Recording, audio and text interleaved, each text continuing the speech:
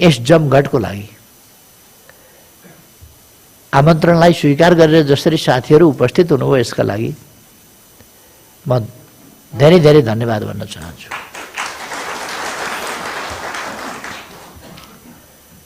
हामी देश विकास गर्न चाहन्छौँ।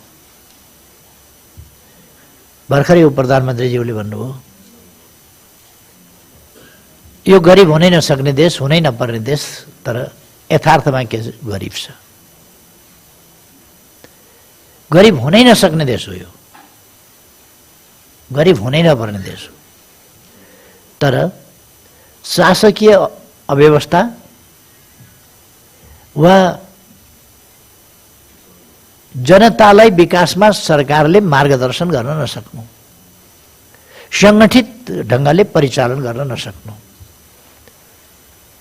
सही नीतिहरू निर्धारण गरेर त्यस बाटोमा अगाडि बढ्न नसक्नु र विभिन्न क्षेत्रका नीतिहरूमा गम्भीर त्रुटिहरू रहनु, व्यवहारहरूमा गम्भीर त्रुटिहरू रहनु जस्ता कारणहरूले आर्थिक उन्नति हुन सकेन, देशले विकास गर्न सकेन, समृद्धि हासिल गर्न सकेन।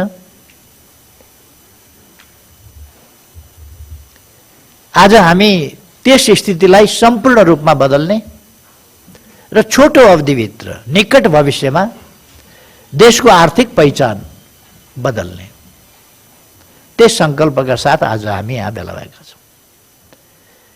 निकट भविष्यमा हामी देशको आर्थिक परिचय बदल्न चाहन्छौँ। यसै त हाम्रो देश एलडीसीबाट डेभलपिङका लागि सिफारिस भएको छ, अथवा अब हामी एलडीसी भइरहेका छैनौँ, अब हामी त्यसबाट अपग्रेड भएका छौँ। सिफारिस हुनुको अर्थ त्यो अपग्रेड हुनु हो। विधिवत तिमीहरू भयौ भन्नु बेग्लै कुरा होला, तर सिफारिस भइसकेको छ। अर्थात् हामीले यो छोटो अवधिमा ठुलै प्रगति गरेका छौँ। हामी विभिन्न ढङ्गले नयाँ एरामा प्रवेश गरेका छौँ। विभिन्न क्षेत्रमा, पूर्वाधार विकासको क्षेत्रमा मैले भनिरहनु पर्छ जस्तो लाग्दैन। पूर्वाधार विकासको क्षेत्रमा हामीले यी विगत 3 वर्षमा मात्रै जे काम गरेका छौँ त्यो अभूतपूर्व र असाधारण छ। अरू शिक्षाका क्षेत्रमा होस्, स्वास्थ्यको क्षेत्रमा होस्, थुप्रै क्षेत्रमा, पूर्वाधारका क्षेत्रमा होस्, बाटाका क्षेत्रमा होस्, पुलका क्षेत्रमा होस्, यदि कनेक्टिभिटी नै छैन भने हामी उत्पादन गरेर पनि मार्केटसम्म पुर्याउन सक्दैनौँ। निर्यातयोग्य वस्तु उत्पादन गर्यौँ भने पनि पठाउने बाटो र साधन, माध्यम र साधन छैन भने त्यो पनि काम लाग्दैन। त्यसर्थ हामीले यस पक्षमा, पूर्वाधार विकासका पक्षमा बाटाघाटा, यातायात, एयरपोर्ट, कहीँ केबल कार, कहीँ अरू प्रकारका साधनहरू, र यसमा हामी रूपान्तरण गरिरहेका छौँ। अहिले पनि इलेक्ट्रिक बस खरिदका लागि टेन्डर हुने सिलसिला जारी छ। हामी अब आधुनिकतातर्फ जाँदैछौँ। आधुनिक नेपाल, यो पुरानो नेपाल होइन। मैले त्यसमा नारा दिएको छु कि इतिहास झल्कने, आधुनिकता टल्कने। मैले हाम्रो त्रिभुवन अन्तर्राष्ट्रिय विमानस्थललाई बुटिक बनाउने सन्दर्भमा निर्देशन दिँदाखेरि भनेको थिएँ कि त्यसमा हाम्रो इतिहास झल्किनुपर्छ र आधुनिकता पनि टल्किनुपर्छ। आधुनिकता टल्काउने नाउँमा हामी हाम्रा इतिहासलाई भुल्न सक्दैनौँ। हाम्रो इतिहासको संरक्षणका नाउँमा आधुनिकतातिर नगइकन फेरि त्यहीँ जगडिएर बस्न सक्दैनौँ। त्यसकारण हामी गौरवपूर्ण इतिहासलाई सम्झन्छौँ, त्यसलाई कायम राख्छौँ, तर परिवर्तन गर्दै अगाडि बढ्छौँ, फेरि गतिसाथ अगाडि बढ्छौँ। हाम्रो नीति त्यो हो कि हामी इतिहास पनि हाम्रो कामहरूमा झल्किन्छ र आधुनिकता पनि टल्किन्छ। अहिले यति बेला हामीले यदि कोभिड नभएको भए हामीले टुरिज्मको सेक्टरमा के गरिसकेका हुन्थ्यौँ 2020 मा म नभएका कुराको हाइपोथेटिकल चर्चा गर्न चाहन्छु। तर हामीले केही गरिसकेका हुन्थ्यौँ अहिलेसम्म टुरिज्मको सेक्टरमा। तर अनफर्चुनेटली हाम्रा होटल बन्द भए, हाम्रा रेस्टुरेन्ट बन्द भए, घर घरमा मान्छे बन्द भएपछि, प्लेन हवाई उडान बन्द भएपछि, एयरपोर्टमा झार फलाएपछि अब हामीले टुरिज्मको त्यो त पुछ्ने मान्छे पनि, त्यहाँ अलिकति सरसफाई गर्ने मान्छे पनि नपाउने अवस्था भयो। त्यस स्थितिमा हामी सर्भाइभ गऱ्यौँ र धेरै क्षति हुन नदिकन, कम्पेरिटिभली हामी कुरा गर्न सक्छौँ, हामीले दुनियाँको तुलनामा धेरै क्षति हुन नदिकन आफूलाई क्षतिबाट जोगाएका छौँ। अघि साथीहरूले राख्नुभएको थियो कि हामीले होमियोपेथिक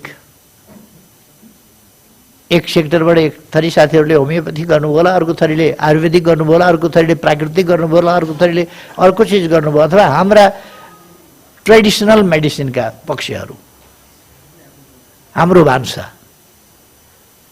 हामी एउटा मात्रै पक्षमा एलोप्याथिक औषधिको मात्रै भर परेका भए पनि हामी यति कम क्षतिमा यसलाई कन्ट्रोल गर्न सक्दैनौँ। हामी मल्टिपल वेबाट गयौँ। हामीले साइकियाट्रिक डाक्टरहरूको भेला गरेनौँ कि आयुर्वेदिक डाक्टरहरूको, होमियोपेथिक डाक्टरहरूको, प्राकृतिक चिकित्सावाला डाक्टरहरूको अनेक भेलाहरू हामीले गऱ्यौँ र कसरी जनचेतना जगाउने त्यसका लागि काम गऱ्यौँ।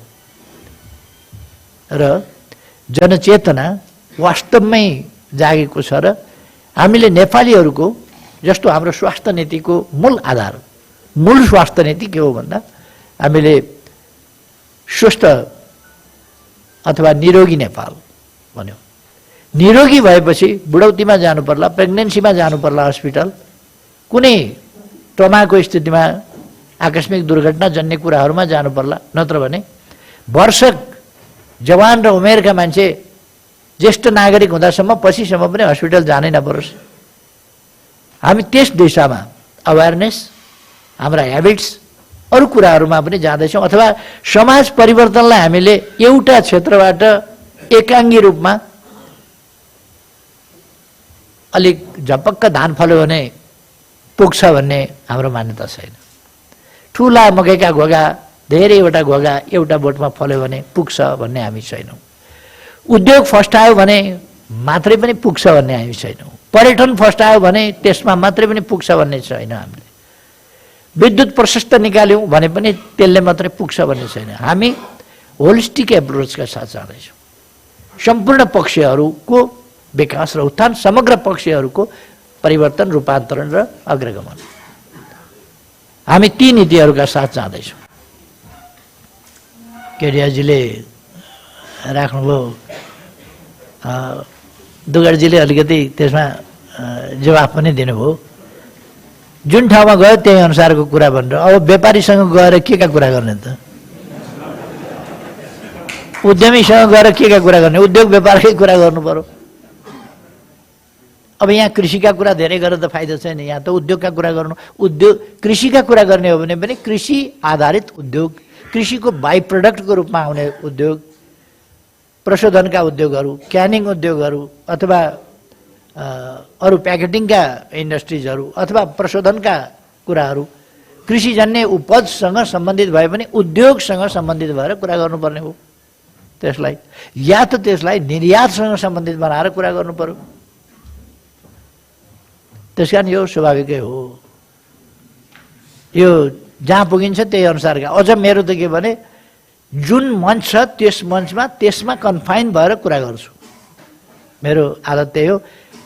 एउटा विषयमा कुरा गर्दैछ, मेरा विरोधीहरूको कुरा गरेर मेरा विरोधीले हैरान पारे भनेर के अर्थ?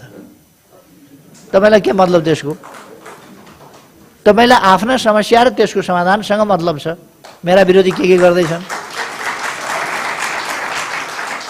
राष्ट्रिय भेला गर्दैछन्, कता कता तमासा गर्दैछन्, कहाँ लड्डु खाँदैछन्, तपाईँलाई के मतलब? तपाईँलाई मतलब भएको कुरा त के हो भने तपाईँको उद्योगसँग, तपाईँको व्यवसायसँग। त्यसकारण मैले यहाँ गर्ने कुरा त्यो हो। त्यो कुरा नै मैले यहाँ गर्नु पर्यो। त्यसकारण जुन मन छ त्यस अनुसारको कुरा त्यो स्वाभाविक हो।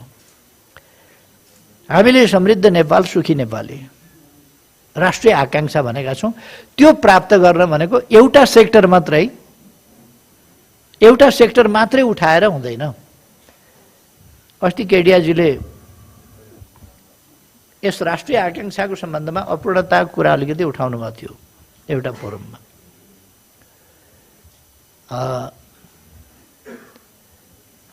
त्यो के भने समृद्ध नेपाल सुखी नेपाली भएर हुँदैन, खुसी पनि हुनु पर्यो नि भनेर।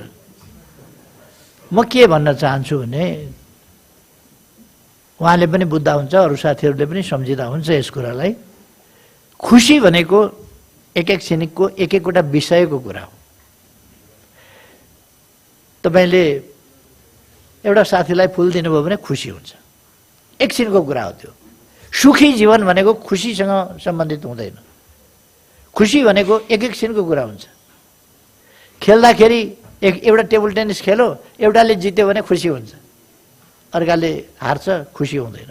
त्यो खुसी भनेको चाहिँ इस्यु वाइज हुन्छ, एउटा कुरासँग हुन्छ, आवधिक हुन्छ, क्षणिक हुन्छ, तात्कालिक हुन्छ खुसी भन्ने कुरो। सुख भनेको यो चाहिँ सम्पूर्ण कुरा हो। खुसी हुने भनेको सुख प्राप्ति त्यति बेला हुन्छ जब खुसीहरूको संग्रह यो। त्यसै कारण हाम्रा पूर्वजहरूले आज होइन, सर्वे भवन्तु सुखिनः,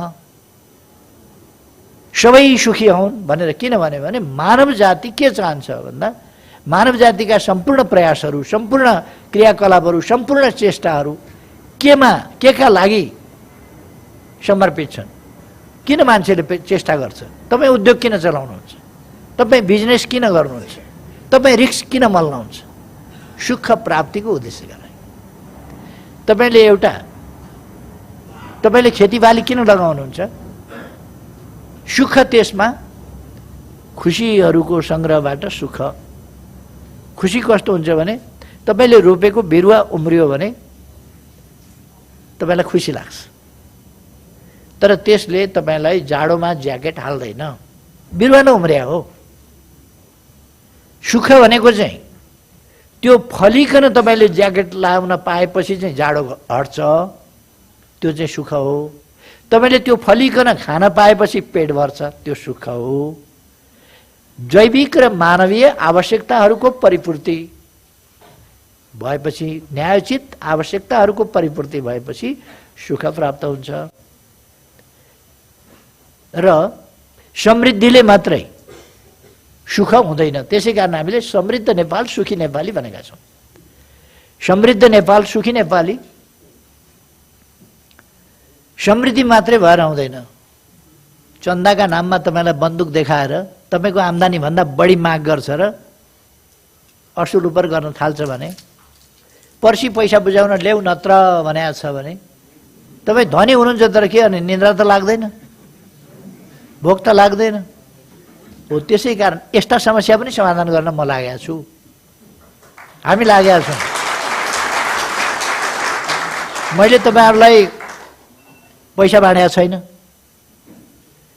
तपाईँहरूलाई केही सुख दिएको छैन, तर एउटा काम गरिदियो भने तपाईँहरूलाई ढुक्क हुन्छ कि भाइलेन्सबाट पिसमा ल्याऊ, एक्सटर्सनबाट नो एक्सटर्सनमा पुर्याऊ।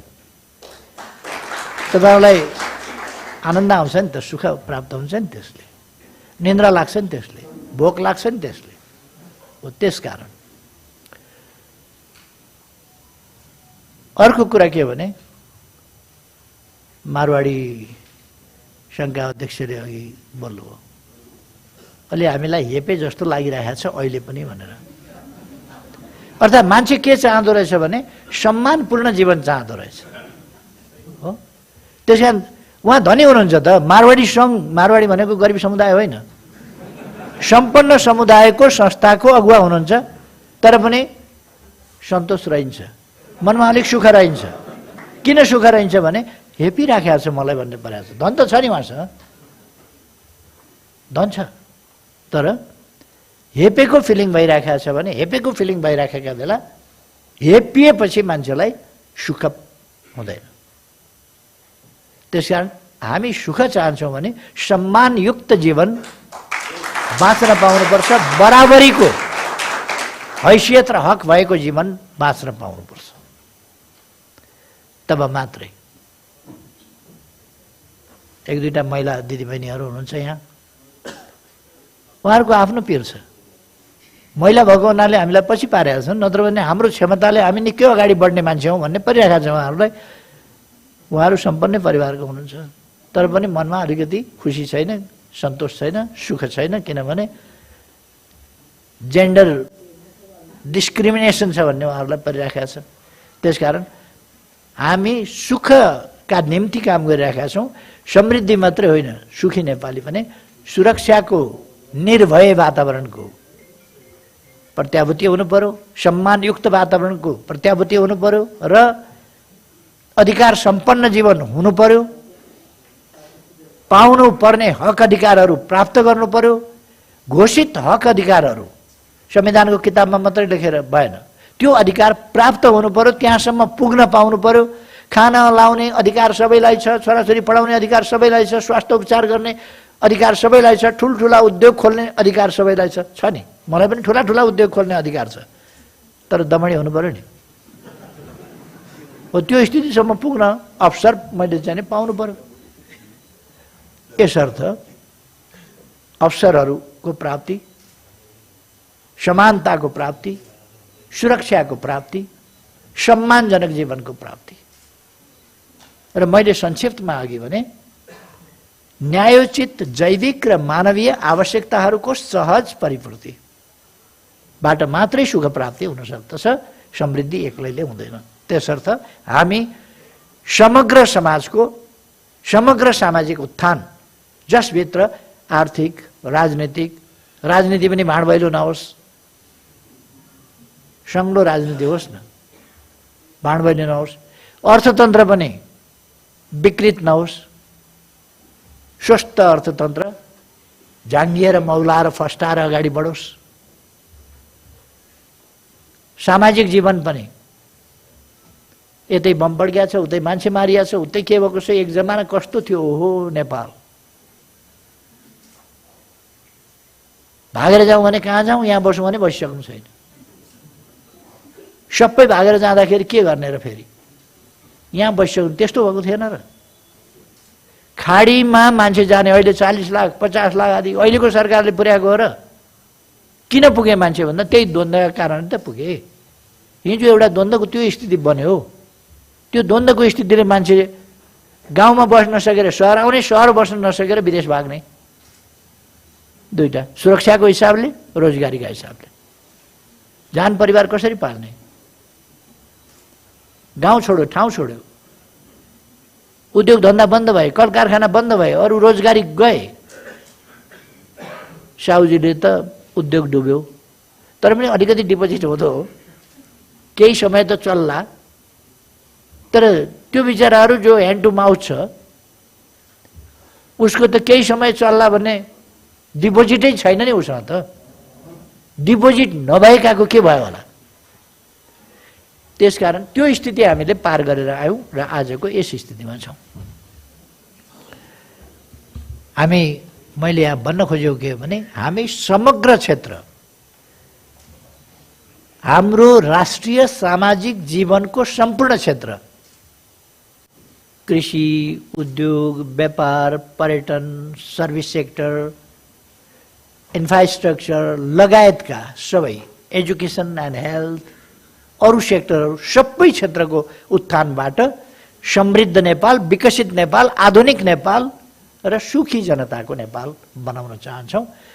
अब यस काममा यदि तपाईहरू जुन क्षेत्रको प्रतिनिधित्व गरिरहनु भएको छ, जुन क्षेत्रमा तपाईहरू सम्बन्धित हुनुहुन्छ, त्यो क्षेत्र चाहिँ पछाडि पर्यो भने, कुनै मामुली एउटा क्षेत्र पनि पछाडि पर्दा हामी पछाडि नै परेका हुन्छौँ। एउटा समुदाय मात्रै पछाडि पर्यो भने पनि हामी पछाडि नै परेका हुन्छौँ। एउटा व्यक्ति भोकै पर्यो भने पनि हामी नेपालीले खाना लाउन पाएका छन् भन्न सक्दैनौँ, किन एउटा व्यक्ति त भोकै छ त। त्यसकारण समग्रतामा, त्यसकारण मैले भन्ने गरेको छु, म जीडीपी को आधारमा वा पर क्यापिटाको आधारमा देशको विकासलाई मापन गर्ने भन्दा यो समग्र जनताको आर्थिक स्थितिलाई कसरी माथि उठाउने, कोही पनि पछाडि छोडिनु हुँदैन, कोही पनि पछाडि पर्नु हुँदैन, त्यस मान्यताका साथ हामी काम गरिरहेका छौँ। कोही पनि पछाडि छोडिनु हुँदैन भन्ने अहिले विश्वको एउटा पपुलर स्लोगन हो। तर त्यो पपुलर स्लोगन हामी कार्यान्वयनमा ल्याउन चाहन्छौँ। त्यस पपुलर स्लोगनलाई र सार्थक बनाउन चाहन्छौँ। कोही पनि पछाडि छोडिनु हुँदैन, कोही पनि पछाडि पर्नु पारिनु हुँदैन। यसका निम्ति औद्योगिकीकरण अनेक हिसाबले, मोडर्नाइजेसनको हिसाबले, एक्सपोर्टको हिसाबले हाम्रो बिजनेसमा चाहिँ इम्ब्यालेन्स छ, हाम्रो ट्रेड घाटा छ, सन्तुलन बिग्रिएको छ र त्यो घाटातर्फ ऋणात्मक बिग्राइ छ हाम्रो घाटाको, हाम्रो असन्तुलनको। हाम्रो चाहिँ बढ्ता निर्यात भएर असन्तुलित भएको भए त राम्रो हुन्थ्यो नि। सबै देशलाई सधैँ असन्तुलन नराम्रो होइन। चीनलाई कहाँ नराम्रो भएको छ असन्तुलन? उसले बेसरी निर्यात गर्छ, अरूको थोरै किन्छ। असन्तुलन त छ नि, तर उसलाई चाहिँ राम्रो छ त्यो असन्तुलन। हाम्रो चाहिँ निर्यात गर्ने आइटम त्यति छैन। हामी निर्यात कम गर्छौँ, आयात मात्रै गर्छौँ, उपभोग मात्रै गर्छौँ। हामी क्रेता हौँ, हामी उपभोक्ता हौँ, हामी उत्पादक होइनौँ, हामी निर्यातक होइनौँ भनेपछि हामीलाई घाटा परेको छ। हाम्रो व्यापार त्यस्तो। अटोमोबाइल्सको साथीले अघि भन्नुभयो, ए बाबा यो अटोमोबाइल्सलाई किन चाहिँ यति नगरे भनेर। मेरो सुझाव छ, तपाईँहरू अटोमोबाइल इन्डस्ट्रीमा लागेका साथीहरू जति, अथवा इम्पोर्ट गर्ने ओर्ने आदि इत्यादि साथीहरू हुनुहुन्छ, सबै मिलेर यहीँ खोल्नुहोस् न एउटा अटोमोबाइल्स। यहीँ खोल्नुभयो भनेदेखि तपाईँहरूले सोचेको भन्दा बढ्ता सुविधा दिइन्छ। सोचेको भन्दा बढी यहाँ खोल्नुहोस्। जति साथीहरू लाग्नुभएको छ त्यसले जब अपर्च्युनिटी दिन्छ, त्यसले प्रोडक्सन गर्छ, त्यसले आयात त कमसेकम आयात त गर्नु परेन, त्यो त आयात त रिप्लेस गरिदिन्छ नि त्यसले। आयात रिप्लेस भयो भने मैले तपाईँहरूलाई अर्थतन्त्र अर्थशास्त्र पढाउनु पर्छ र? आयात रिप्लेस भयो भने हाम्रो डलर बच्यो, पैसा बच्यो, हाम्रो बचतको स्थितिमा, शोधनान्तर स्थितिमा, बचतको स्थितिमा सबैमा सकारात्मक प्रभाव परेन। त्यसकारण त्यति गर्दा पनि बाटामा खाँदा खान्छ गाडी। अहिले खाँदा खान्छ नि त। साँच्चैको ट्याक्स हल्का गरिदिने हो भने त 50% होइन 10% डाउन पेमेन्ट गरेर अरू चाहिँ किस्ताबन्दीमा तिर्ने हो भने मैले किन्छु एउटा गाडी। अनि के होला ट्राफिक? त्यस कारण हामीले जे गरिरहेका छौँ त्यो नसोचिकन होइन, नसोचिकन गरिरहेका छैनौँ, सोचेर नै गरिरहेका छौँ। मेरो आग्रह के छ साथीहरूलाई भने, एउटा यसका 2-3वटा मात्रै म भन्न चाहन्छु सूत्र। एउटा, रोजगारी दिने खालका इन्डस्ट्री स्थापना गरिदिनुहोस्। रोजगारी दिने खालका, उत्पादन दिने खालका इन्डस्ट्री स्थापना गरिदिनुहोस्। फ्यासिलिटीको चिन्ता गर्नु पर्दैन। निर्यातमूलक उद्योगहरू स्थापना गरिदिनुहोस्, निर्यात गर्नुहोस्। के कानुन बनाउनुपर्छ मैले प्रतिनिधि साथीहरूलाई पनि भनेको छु। इन्भेस्टमेन्ट बोर्डमा तपाईँहरूको प्रतिनिधिहरू बकाइदा हुनुहुन्छ। सिएनआईका हुनुहुन्छ, एफएनसिसिआईका हुनुहुन्छ, च्याम्बरका हुनुहुन्छ, अरू सेक्टरका हुनुहुन्छ। र इन्भेस्टमेन्ट कसरी गर्ने, के गर्ने, कहाँ गर्ने त्यो। र मैले साथीहरूलाई भनेको छु के सुधार गर्नु पर्यो। ड्राफ्ट गरेर ल्याउनुपर्छ सिङ्गै ऐन कि विधेयकको रूपमा। कसैले अध्यादेश ल्याउनै हुँदैन भन्यो भने पनि जरुरी पर्यो भने अध्यादेश पनि ल्याइन्छ किन देश विकासका लागि। अध्यादेश संविधान अनुसारको कुरा हो, संविधान सम्मत कुरा हो। 6 महिना संसद यस्तै श्रद्धाञ्जली दिँदै बस्दै उठ्दै गर्ला, श्रद्धाञ्जली दिँदै उठ्दै गर्ला। अनि उद्योगलाई चाहियो भनेदेखि हामीले उद्योग अगाडि बढाउनु परेन। 3 महिना अगाडि उद्योगको स्थापना गर्यो भने 3 महिना अगाडि नै त्यो कम्प्लिट हुन्छ। 3 महिना अगाडि कम्प्लिट भयो भने 3 महिनाको प्रोडक्सन, 3 महिनाको रोजगारी, 3 महिनाको निर्यात, 3 महिनाको उपभोग, 3 महिनाको आयात विस्थापन, ती चिजहरू हुन्छ नि त। त्यसकारण हामी यस्तो कुराहरूमा विलम्ब गर्न सक्दैनौँ। म त्यसो गरेर साथीहरूलाई आग्रह गर्न चाहन्छु कि तपाईँहरू यस्ता आइटमहरू तर्फ जोड दिनुहोस्। आयात गर्ने कुरालाई म खास व्यापार ठान्दिनँ। आयात भनेको कुनै व्यापार म ठान्दिनँ। निर्यात व्यापार हो, उत्पादन गरेर पठाउनु। म पनि चामल किनेर खान्छु, व्यापारी हुँ म, व्यापारी भएँ। चामल किनेर खान्छु, दाल किनेर खान्छु, व्यापारी भएँ नि म। किनभने दाल किनेर खाएँ, चामल किनेर खाएँ, साग पनि किनेर खान्छु, आलु प्याज पनि सबै किनेर खान्छु, गोलभेडा पनि किनेर खान्छु। किनेर खाँदा व्यापारी भइन्छ? त्यसो भएर मैले गाडी किनेर कुदाएँ भने म व्यापारी होइन, उपभोक्ता मात्रै हो म। त्यसकारण हामी यो किनेर उपभोग गर्ने, व्यापार पनि किनेर बाहिरको सामान भित्र ल्याउने र यहाँ सप्लाई गर्ने कुरा, त्यो पनि खास व्यापार होइन। खास व्यापार यहाँ प्रोडक्सन गरौँ, यहाँबाट या त आयात प्रतिस्थापन गरौँ, यहाँ उद्योग स्थापना गरौँ, यहाँको कन्ज्युम गरौँ, यहाँको प्रोडक्सन। अहिले राम्रो गर्नुभएको छ साथीहरूले, केही साथीहरूले इनिसिएसन लिनुभएको छ, त्यसलाई म एकदमै धेरै स्वागत भन्न चाहन्छु। सिएनआईले अस्ति सुरु गर्यो मेक इन नेपाल स्वदेशी अभियानको रूपमा। मेक इन नेपाल स्वदेशी अभियान, मेक इन नेपाल एकदमै स्वागत योग्य कुरा हो। Make in Nepal. त्यसकारण नेपालमा उत्पादन गर्ने कुरा गरौँ। आवश्यक अत्यावश्यक र मेटेरियल्स बाहिरबाट ल्याउँ र यहाँ उत्पादन गरौँ। जे हामीलाई उपभोग गर्न पर्छ क्याल्कुलेसन गर्नुहोस्। हामी त 20 वर्षपछि गाडी त लगभग स्क्रैच गर्दैछौँ। अहिले भएका सबै गाडी नयाँ पनि 20 वर्षपछि त चल्दैनन्। उद्योग स्थापना गर्नुहोस् न, अहिलेदेखि इलेक्ट्रिक भेहिकलको उत्पादन गर्नुहोस् न, रिप्लेस गर्दै जानुहोस् न। कमसेकम तपाईँहरू टेक्नोलोजी भनेको त अहिले तपाईँले चाहिँ इन्टरनेटमा पाउनुहुन्छ क्या टेक्नोलोजी, त्यस्तो समय भइसक्यो।